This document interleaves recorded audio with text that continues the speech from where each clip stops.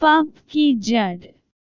राजा चंद्रभान ने एक दिन अपने मंत्री शूरसेन से पूछ कि पाप की जड़ क्या होती है। शूरसेन इसका कोई संतोषजनक उत्तर नहीं दे पाया। राजा ने कहा, इस प्रश्न का सही उत्तर ढूंढने के लिए मैं तुम्हें 1 माह का समय देता हूँ। यदि दी गई अवधि में तुम सही उत्तर नहीं ढूंढ सके तो मैं तुम्हें मंत्री पद से हटा दूंगा। राजा की बात सुनकर शूरसेन परेशान हो गया। वह गम भटकने लगा। एक दिन भटकते भटकते वह जंगल जा पहुंचा। वहां उसकी नजर एक साधु पर पड़ी।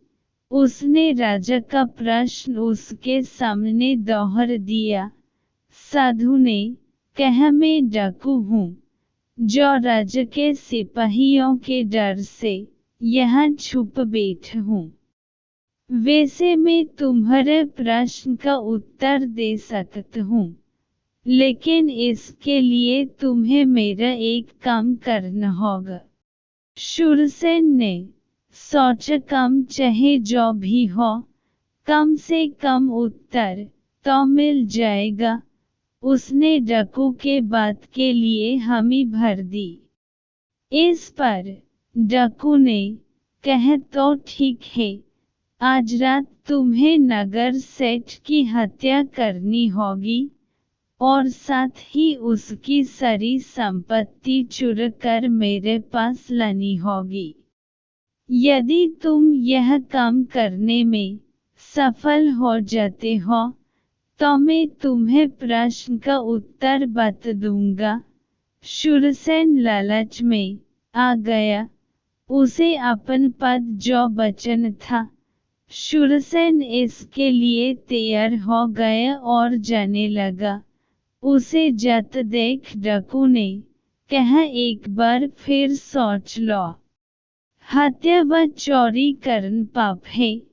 शूरसेन ने कहा, मैं किसी भी हाल में अपन पद बचाना चाहता हूँ और इसके लिए मैं कोई भी पाप करने के लिए तैयार हूँ। यह सुनकर डाकू ने कहा, यही तुम्हारे सवाल का जवाब है। पाप की जड़ होती है लोभ। पद के लोभ में आकर ही तुम हत्या और चोरी जैसे पाप करने के लिए तैयार हो गए।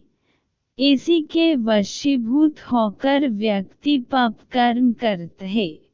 शूरसेन ने डाकू का धन्यवाद किया और महल की ओर चल दिया। दूसरे दिन राजा दरबार में जब उसने राजा को अपना उत्तर बताया तो राजा उसकी बात से प्रसन्न हो गया।